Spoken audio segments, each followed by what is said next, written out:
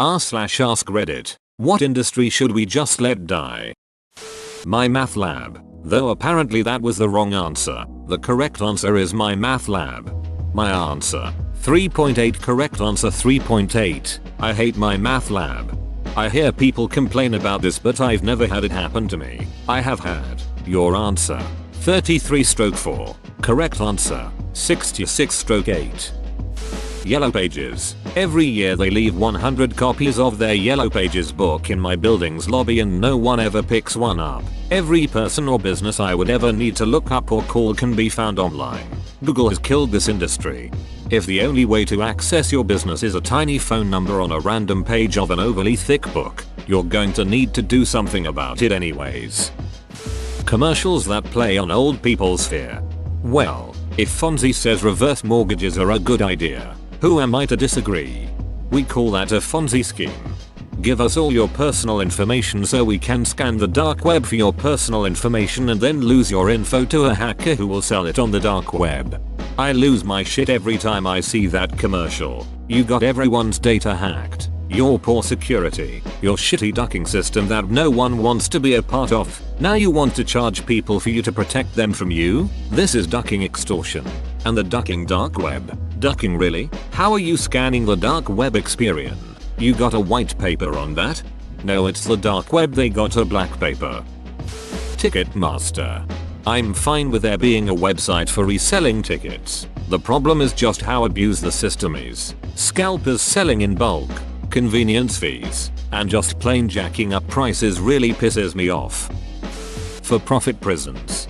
I read somewhere that an ideal prison system should put itself out of business. Imagine if private prisons got awarded new prisoners based on whoever has the lowest recidivism rates. Televangelism.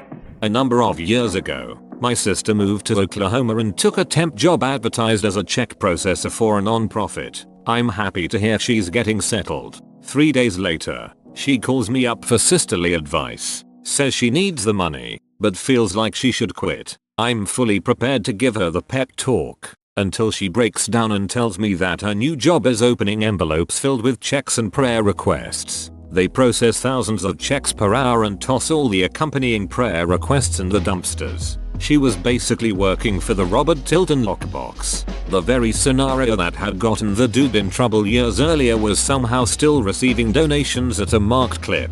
She quit soon after our conversation and contacted the authorities. Not sure if he was ever shut down. Working for someone who exploits down on their luck Christians for money sounds absolutely soul crushing. Glad she got out of there. She carried a lot of guilt. She's cried over the trashed letters for too long. Timeshares. I hear more advertisements to get people out of them than into them. I actually know a person who loves a timeshare. She is an older lady at work. She says it works great for her and her kids and grandkids to get together. I think the trick is you have to really like the place you are going to. You don't mind taking the same vacation over and over basically. Would probably also help to have one in a place that's not seasonal. No one wants to ski in Aspen in July. Actually, the Rockies are very beautiful during the summer months. Plenty of hiking and biking to do. And all the nice restaurants that you can't get a reservation to during the winter are available. But you agree that you don't want to ski Aspen in July. Not really an industry, but can someone please take Sears Kmart out behind the barn and put it out of its misery? Our last Sears in Canada closed this week. In their final hurrah, Sears had a huge inventory liquidation sale. But there was a big controversy because a lot of the sale items were actually increased in price. Goodbye Sears, you won't be missed. The sad part is Sears could have been Amazon. I mean, they basically started out as something along those lines. Man, they missed the mark. When Sears started the catalog business, they were Amazon. There was nothing else like it. You could shop and browse, then put in your order, eventually just over the phone, and it would just show up on your doorstep. They just didn't keep up when the sales business began changing directions. And when they did follow along, it was just too late. The part of YouTube that continues to feed and fund people like Paul Brothers and Rice Gum while people who create content and work on them for days at a time to entertain their fans get the long shaft of demonetization. Also weird Elsa video and such that has been ignored for years and cause a few advertisers to pull away once the media report it. Anything the millennials are killing. Like Applebee's if I'm in the mood for cheap bar food. Why would I pay restaurant prices for a bar themed restaurant when I could actually go to a cheap bar? But much more importantly, diamonds. Diamonds are a lie. They literally just made up the fact that diamonds are rare and desirable and watched millions fall for the advertisements while exploiting African people. Millennials are killing the overpriced taxi industry here and don't I love it. Sex trafficking, child prostitution should really be stopped. Preferably not with the death of the workers, but with the incarceration of the traffickers' pimps. I know a girl that fell victim to lover boys at 12, got saved at 14. She's a great person, really smart, a pleasure to be around when she's living in the moment, very upbeat and happy, but boy did it duck her up mentally, very severe self-harm, her arms are covered in scars, dissociations and afraid of old men, she must have gone through hell. I'm not one to often give a shit, but seeing such a great person suffer really sucks. Is lover boys a stand-in for some human trafficking ring or some specific brand? I thought it was an English term, but apparently it's only mostly used in the Netherlands. They're guys that earn the trust of vulnerable teenage girls and groom them for prostitution, usually as boyfriend. Cable, specifically Comcast. Man, duck Frontier along with it. They roped me in with a package for $90 with a 2-year contract. Yet my bill keeps increasing by about $7 each month. Right now I am close to $130 more. Call them up and say you have to cancel because you can't pay. My bill went from $120 to $50.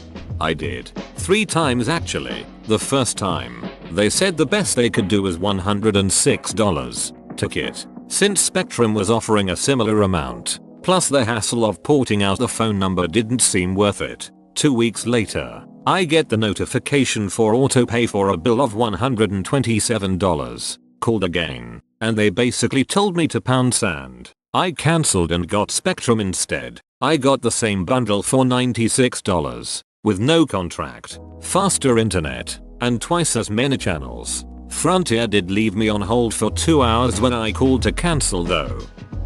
I'm going to go with the diamond industry, mined by slave children for a good majority of the diamonds on the market. Intentional shortages to artificially increase prices, and they're only slightly better than moissanite for the shiny factor. I'll take moissanite or lab diamonds any day for jewelry over genuine. If when I get engaged, I would prefer a lab diamond. Shit, I'm even leaning towards precious metal with CZs, because diamonds just aren't worth it. They are just pretty stones that ancient royalty gave value to because it was something the poor people couldn't have. Lab diamonds are only fake in the way that ice from a freezer is fake. I saw a great bumper sticker the other day. It said, "Quit making stupid people famous. Whatever industry that is, kill it." Yeah, duck bumper stickers. Finally someone with the bravery to say it.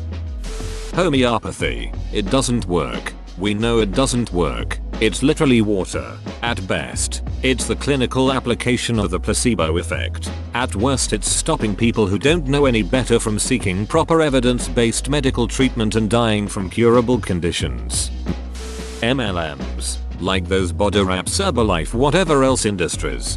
As a former company side employee of multiple MLMs, I couldn't agree with you more. There is a finite group of people who will make good money in that industry, and it comes at the cost of alienating or indoctrinating every family member or friend you have and making every new person you meet a potential mark. They'll put dollar signs in your eyes and encourage you to chase sales goals at any cost. Think of them as cults, because that's what they are. They have their own language, insider terminology that make the uninitiated want to understand. There's almost always a founding visionary or two and a hot pimp hand of ground floor of brokers they trot out at every rally or meeting you attend. I could talk about this topic, the good and the bad, for days. Cable TV. 10 minutes trash show old movie. 10 minutes ads, repeat. I work in IT for a cable TV company, and if it makes you feel any better, we're slowly getting there. Revenue is falling at an alarming rate. Lobbying with monetary contributions. I won't pretend to fully understand the mechanics at play, but this seems unethical. The net neutrality situation brings this to the forefront for me. Forming groups and organizations to petition lawmakers is good, but paying for policy is not. I would be content with it if the whole process was made very public. I want it to be common knowledge of who is giving what to who for what. For-profit education. For-profit prisons.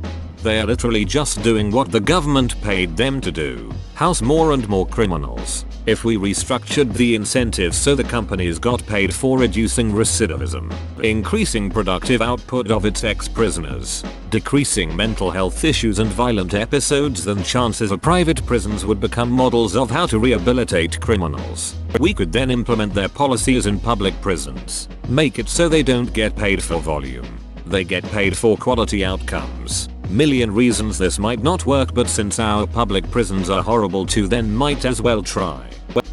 The current way of doing journalism.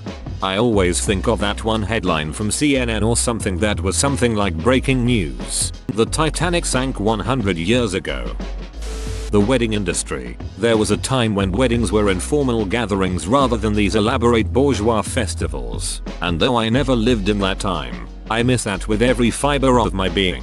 And seriously, why the duck do you put on these shows of wealth when you don't have wealth? And not only are they needless shows of wealth, they're incredibly overpriced. Wedding cakes, dresses, venues, and basically everything costs way more than it's actually worth. For Christ's sake, if people had half a brain, this industry would have been dead on arrival.